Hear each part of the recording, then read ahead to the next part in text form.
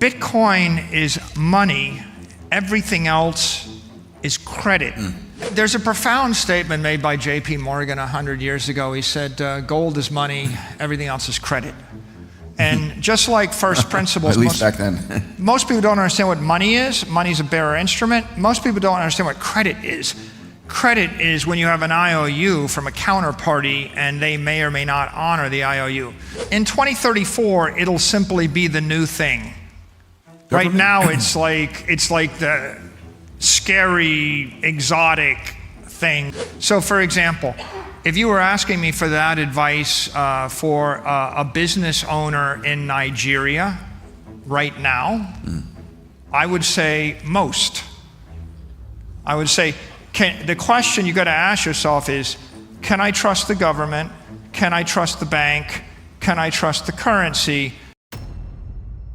Bitcoin layer 1 is all about creating monetary integrity and in the base layer, and it's meant to be a settlement network for high-powered money. So in essence, where you see it going is trillions and then hundreds of trillions of dollars in a network. It needs to be extremely robust.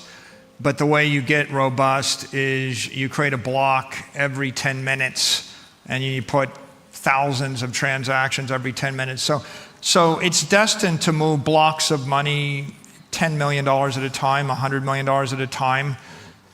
And for that, it's pretty good. You can imagine banks, corporations settling with each other at that speed. And if you want to move $1 billion from New York to Tokyo, spending $10 seems pretty cheap, and doing it in half an hour is not a big deal. But if you want to get to transactional applications, you can't do it on the base layer. There's two approaches.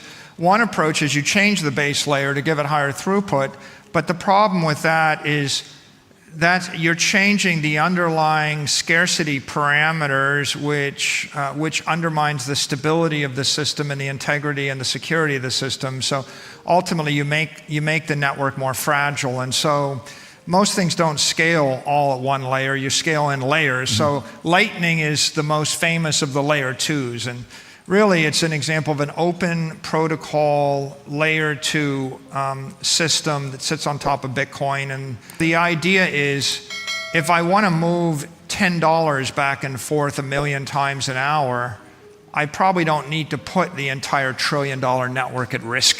I could probably just set up a channel that had $5 million on this side or $5 million on this side, and I could move back and forth, and then I'll settle on the base layer as I open and close the channels. So the brilliance of that approach is you're still using Satoshis or underlying Bitcoin as gas.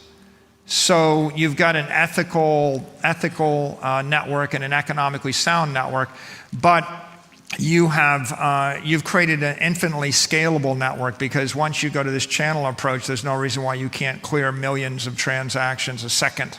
There's a profound statement made by J.P. Morgan 100 years ago. He said, gold is money, everything else is credit.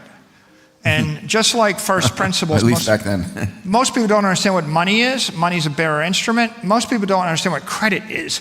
Credit is when you have an IOU from a counterparty and they may or may not honor the IOU.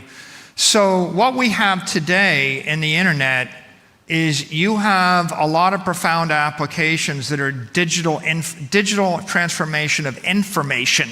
We have figured out how to digitally transform photos and music and books and things like that. But we haven't implemented digital money. So whenever you pay anybody on the internet, you're paying with credit, not with money. And the problem with paying with credit is Visa, MasterCard, your bank, the correspondent bank, the central banks. There's a stack of 7 counterparties in between me and you. And that means that if I wanted to give you 50 cents, let's just say I want to move any amount of money around.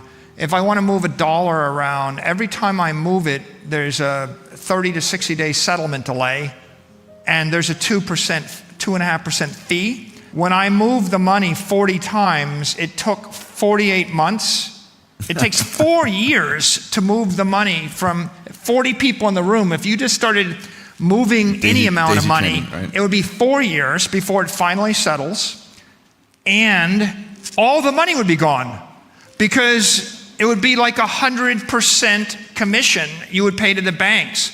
So the problem with the credit networks are they're brittle, they're slow, they're expensive, and by the way, if you're an AI bot, you can't get a credit card.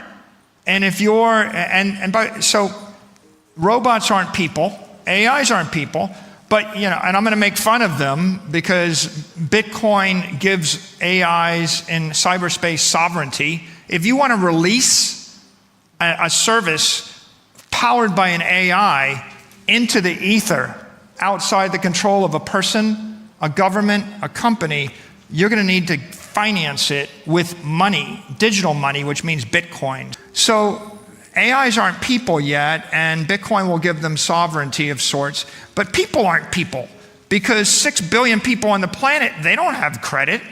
Like, I dare you to try to send money to someone in Africa on Saturday, or try to cross borders. Try to send some money to someone in China, see how it works out, right? So, and by the way, that's the countries shut down at the border, but even within each country, most people, a lot of people don't have credit card. So Bitcoin is money, everything else is credit. The profound big idea is Google, Facebook, Apple, Amazon, they made all their money based on the digital transformation of information apps, which are non-conservative. In the thermodynamic physical sense, they are non-conservative. I can give every one of you my music file. Whereas we're now moving into a new transition. I think it's a 30-year transition. It's digital energy. It's digital energy, digital money, digital capital, digital property. These are all just different words for things that are conservative in cyberspace. If I give you $1 billion, I have to lose it.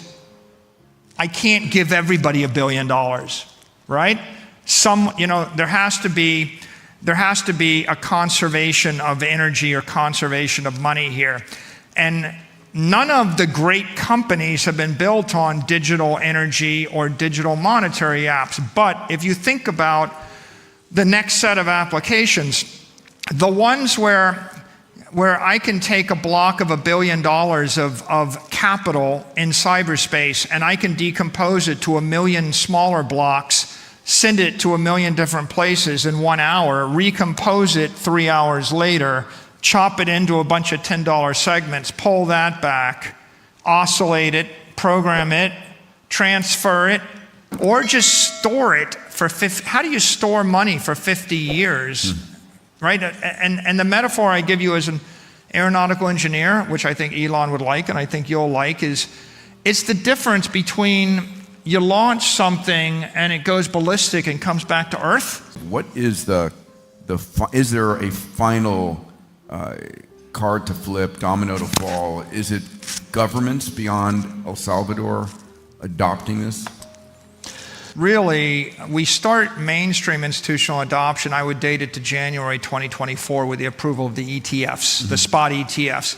And I think it runs, we have about a 10-year gold rush. It runs to 2034 November. Between 2024 and 2034, we will have mined 99% of all the Bitcoin. So Bitcoin becomes, for all practical purposes, fixed by November of 2024. The last 1% comes out over 100 years.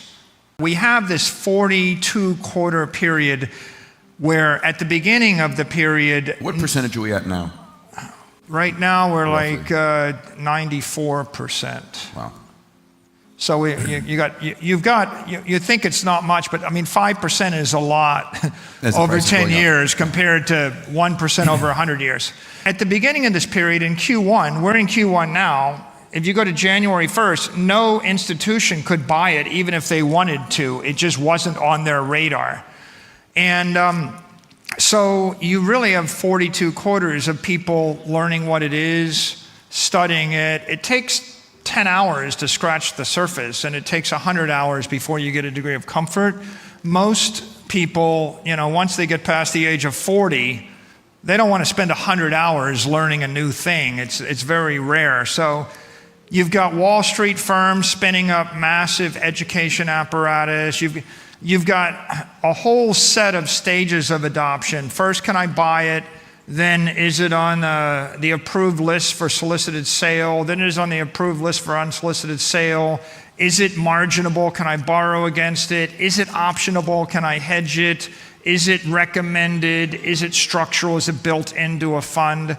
That's like 7 layers of adoption. People take a year to think about each of those layers. There's 100 powerful entities that control huge amounts of money that'll go through that in the Western world. We're in this institutional education stage, and in 2034, it'll simply be the new thing.